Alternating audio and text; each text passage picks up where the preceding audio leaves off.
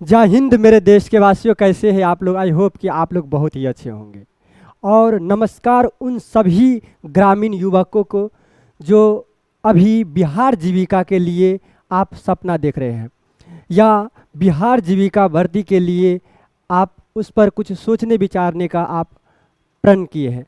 तो आइए आज हम लोग बिहार जीविका में जो भी भर्ती आई हुई है उनके बारे में अभी हम लोग जानकारी को एकत्रित करते हैं। और ये 2747 भर्ती आई हुई है।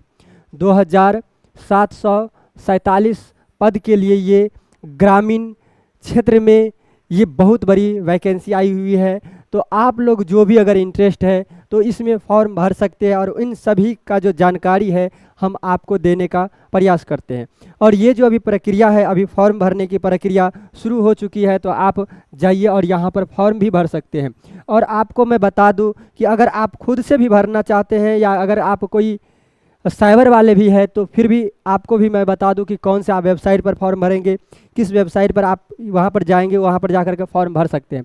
तो चलिए इन सभी को एकत्रित करके हम लोग एक बार में समझने का प्रयास करते हैं। बस 5 से 6 मिनट का समय लेंगे, टोटल चीज़ बताएंगे। आइए अभी हम लोग बात करेंगे बिहार जीविका भर्ती के लिए 2025 और इनके बारे में हम संपूर्ण जानकारी देंगे कि क्या इसमें कितना पद है। आपको पहले पता हो गया कि 2747 पद है। उसके बाद उसमें योग्यता क्या रहता है, फिर इनका तिथि क्या है, फिर इसमें चयन की प्रक्रिया क्या है। और अभी जो प्रेजेंटेड है, जो प्रेजेंट कर रहे हैं उनका नाम है अभी शिव सर। आप हमें शिव सर कह के या शिव शंकर कह के आप बुला सकते हैं, ठीक है। अगर आप नए हैं चैनल पर तो आप मेरे यूट्यूब चैनल पर जाइए, यहाँ पर D6 शिव सर आप जा कर के सर्च कीजिए और उसके बाद आपको ये चैनल मिलेगा। आप लोग थोड़ा सा सपोर्ट कीजिए और आगे बढ़ाइए। चलिए अभी हम लोग आगे बढ़ते हैं कि ये जीविका आप पहले समझ लेते हैं कि जीविका ये होता क्या है। इसके बारे में थोड़ा सा हम लोग इंट्रोडक्शन पहले समझते हैं कि जीविका ये होता क्या है। देखिए जीविका होता है कि जो बिहार में रूरल यानी ग्रामीण क्षेत्र के जो एरिया होते हैं इसमें लाइवलीहुड प्रोजेक्ट होता है। ये अगर हम बात करें इस जीविका के लिए तो इसमें इसका उद्देश्य क्या है, तो इनका जो उद्देश्य है, इनका उद्देश्य कि ग्रामीण महिलाओं को स्वावलंबी बनाना है। ग्रामीण महिलाओं को क्या करना है, स्वावलंबी बनाना है। इसमें जो काम है SHG और ये बनाना है और इसमें ऋण देना है।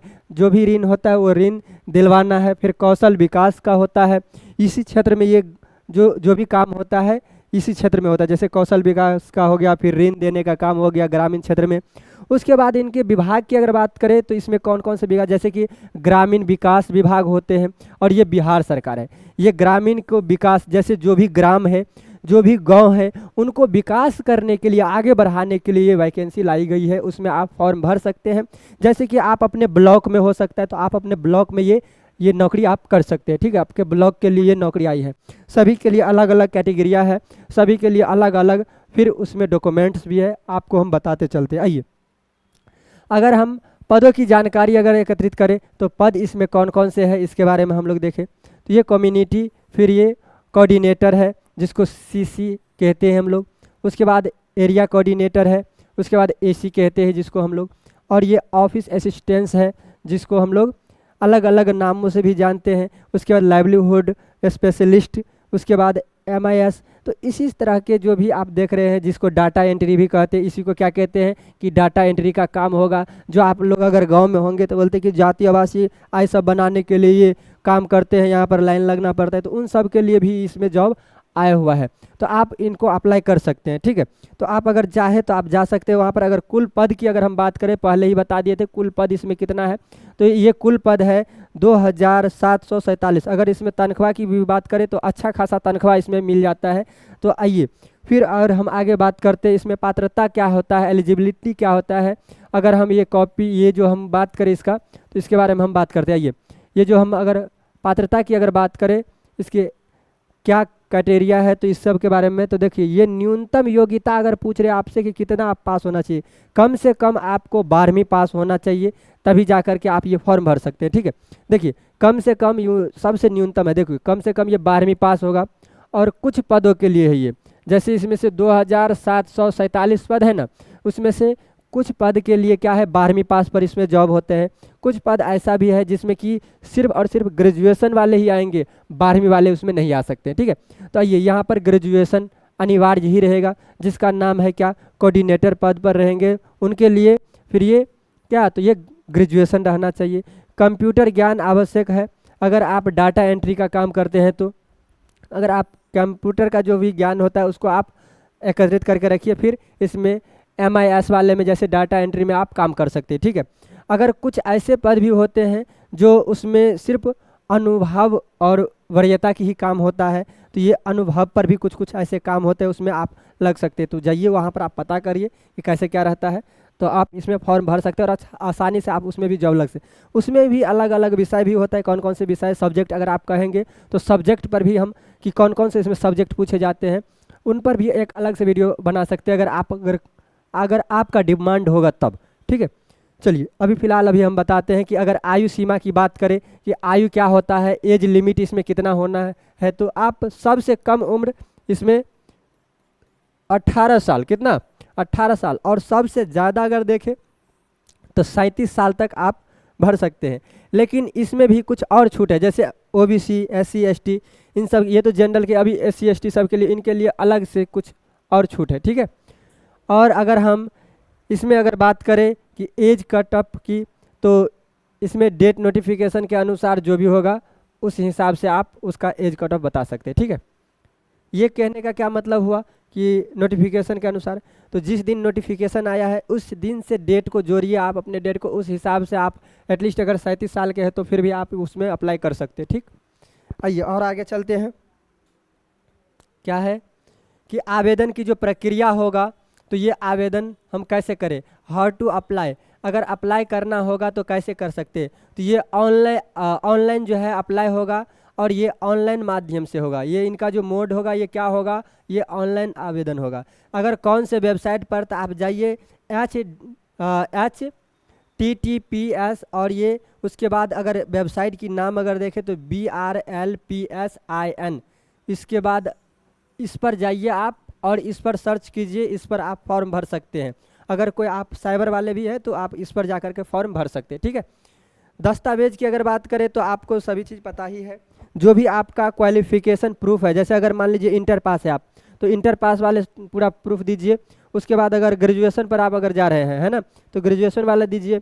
अगर डाटा एंट्री का काम करना है तो डाटा एंट्री में आप जा रहे हैं तो आप वहाँ पर कंप्यूटर का भी ज्ञान है तो कंप्यूटर का भी ज्ञान आप उसमें भरिए। उसके बाद अलग से फ़ोटो लगेगा, अलग से सिग्नेचर लगेगा, बस हो गया।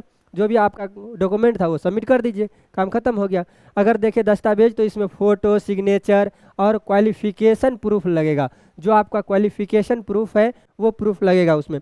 आवेदन की अगर बात करें कि इसका शुल्क कितना है, तो ये शुल्क जो है ये सब के अनुसार, जैसे जो पद के लिए आप अप्लाई कर रहे हैं, कि आप ग्रेजुएशन वाले के लिए कि 12th पास के लिए, इस हिसाब से, और कौन से कैटेगरिया में आते हैं, जैसे अगर OBC में कि जनरल में आते हैं, SC ST में, इस तरह के कैटेगरिया, उस हिसाब से बांटा गया है। अगर हम शुल्क की अगर बात करें तो 0 रुपया से लेकर के, यानी कुछ में छूट भी है, 0 रुपया से लेकर के 300 रुपया तक आपका खर्च हो सकता है। किसमें अप्लाई करने में 0 से लेकर के 300 रुपया खर्च होगा ये अप्लाई करने में। ठीक है, अगर हम चयन प्रक्रिया की बात करें, सिलेक्शन प्रोसेस की, जो सिलेक्शन का जो प्रोसेस होता है वो सिलेक्शन इसमें क्या होगा, तो पहले इसमें क्या होता है, लिखित परीक्षा होता है, ये ऑब्जेक्टिव वाइज होता है। क्या होता है इसका, ऑब्जेक्टिव वाइज क्वेश्चन होता है, यानी MCQ में होता है। क्या होता है इसका, MCQ। अगर हम बात करें तो कुछ ऐसे भी होते हैं, जैसे स्टेप 2 होगा, जैसे GD, जैसे इंटरव्यू होगा कुछ पदों के लिए, ये इसमें सभी तो नहीं, कुछ पदों के लिए आपसे इंटरव्यू भी लिया जाएगा, है ना। उसके बाद अगर स्टेप 3 में देखें तो इसमें डॉक्यूमेंट का वेरिफिकेशन होगा, जो भी आप डॉक्यूमेंट दिए रहेंगे उसका इसमें वेरिफिकेशन होगा।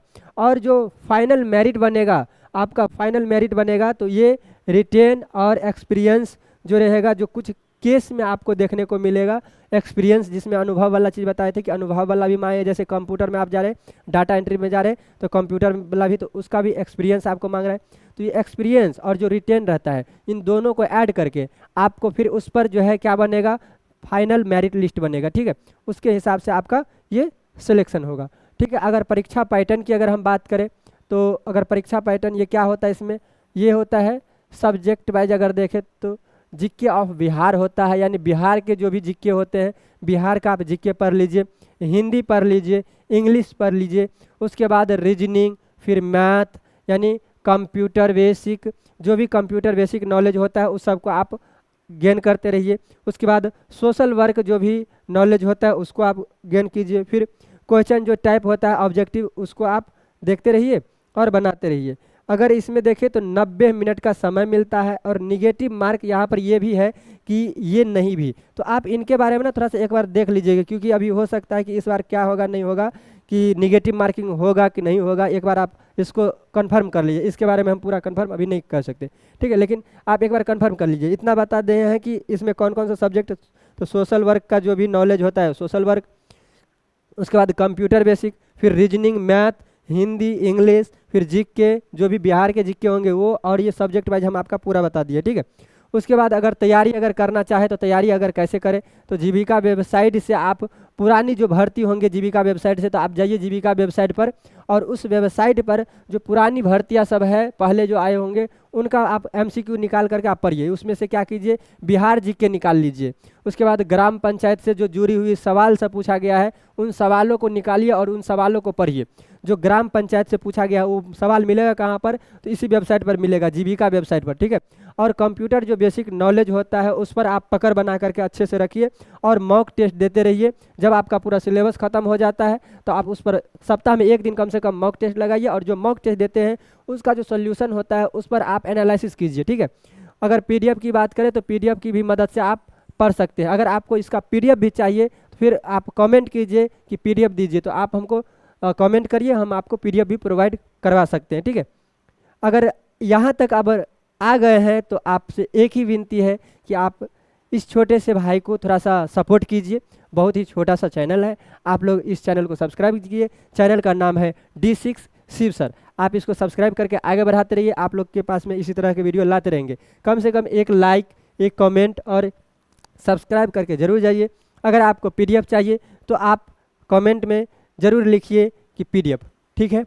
फिर मिलते हैं कोई और, अगर नेक्स्ट वैकेंसी आई तो हम आपको दिखाने के लिए, कुछ क्लासेज दिखाने के लिए और जो भी चीज़ रहेगा हम आपको सारे जानकारी देने का प्रयास करेंगे। फिर मिलते हैं। जय हिंद, जय भारत।